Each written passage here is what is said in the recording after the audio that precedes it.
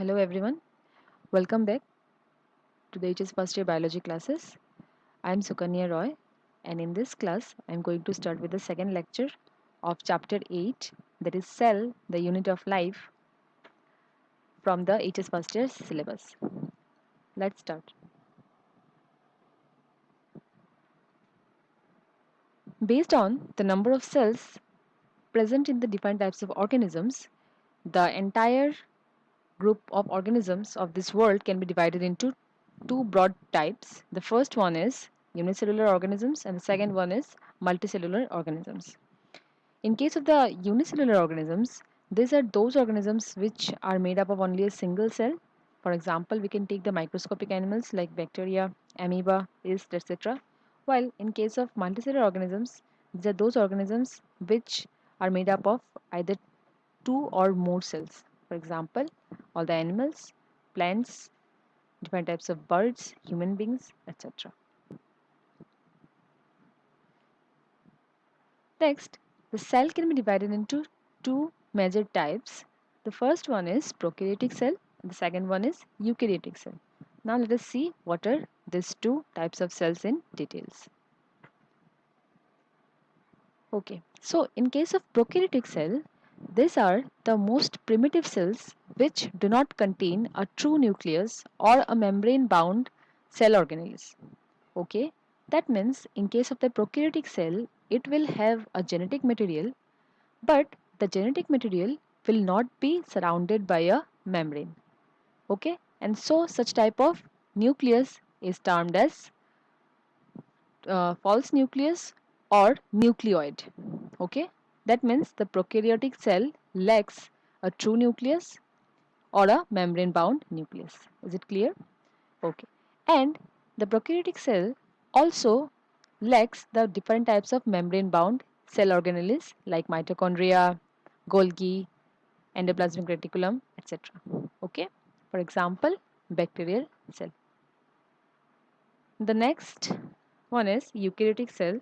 These are the advanced type of cells which have a true nucleus, that is a membrane bound true nucleus, and it also contains the membrane bound other cell organelles like mitochondria, then endoplasmic reticulum, lysosomes, etc. For example, plant cell, animal cell, etc. You can see here two diagrams are given. The first one depicts a prokaryotic cell and the last one depicts a eukaryotic cell.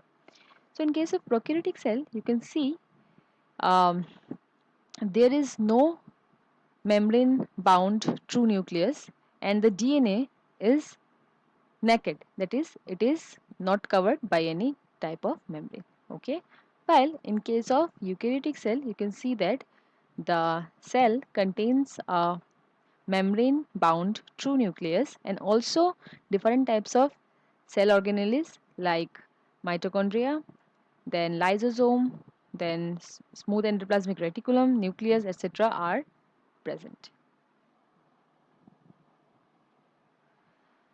Now let us take a look at the characteristics of the prokaryotic cell. The prokaryotic cells have cell wall surrounding the cell membrane. That is, all the prokaryotic cells will have a cell wall surrounding the cell membrane. That is, their cell membrane is surrounded by an outer covering termed as cell wall. Okay. Next, the nuclear membrane surrounding the nucleus is absent. We have already studied about it. It lacks the nuclear membrane or true nucleus, and so the genetic material is naked here. Okay. The next point is, in case of the prokaryotic cell, different types of membrane bound cell organelles like mitochondria, Golgi bodies, etc. are absent. What do you understand by the term cell organelle? It is nothing but the very small um, organs which are present inside the cell, which in turn help the cell to perform the different types of essential functions to maintain its continuity or to maintain its existence. Okay. The ribosomes present here are of 70S type. That is, the ribosomes are those cell organelles which help in the synthesis of protein, and they are present in case of prokaryotic cell also, but they are of the primitive type and termed as 70S type of ribosomes. You can see the diagram of a prokaryotic cell is given. Here you can see um, nucleate is depicted. So nucleate here is nothing but it is the naked DNA which is not covered by any nuclear membrane, and so it is termed as false nucleus or nucleoid. Okay, then you can see ribosomes are present. These are nothing but the sites where proteins are being synthesized inside the cell, and then you can see one black colored boundary is given. It is termed as cell membrane. That is the membrane or the boundary which covers the cell.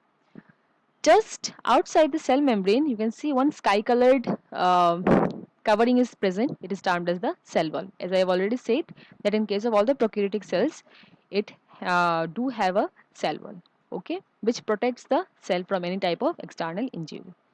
Okay, and you can see one pink colored layer is there termed as capsule, the outermost layer present in the prokaryotic cell. The main function of capsule is to protect the prokaryotic cell from any type of external injury, and also it um, helps the prokaryotes in their virulence. That is, they help the prokaryotic cell to remain active while infecting other type of cells.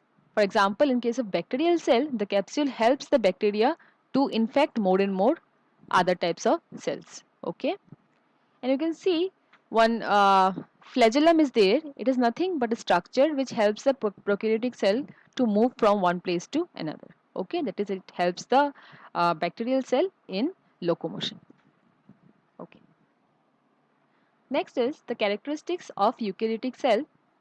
The eukaryotic cells contain well organized or true nucleus which is covered by a nuclear membrane. Already we have studied about it, right?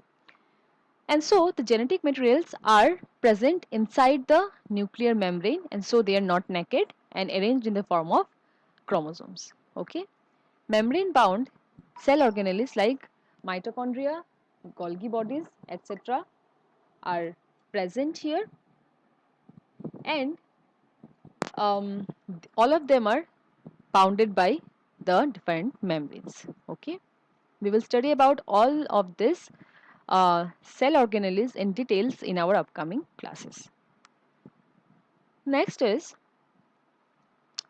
um, the eukaryotic cells are of many types. Okay, so plant cells, animal cells, all of this comes under the eukaryotic cells. So in case of the plant cells actually have cell wall which surrounds the cell membrane of the plant cells, while in case of the animal cells they do not have the cell wall. That is, the animal cells lack the cell walls. And here the ribosomes are also present, but they are of a bit advanced type compared to the ribosomes present in prokaryotes. And the ribosomes present in the eukaryotes are of ATS type. Okay. So what is the function of ribosomes? The main function of ribosome is that it acts as the site of protein synthesis. Am I clear? Okay. So example of the eukaryotic cells are plant cells, animal cells, fungal cells, etc.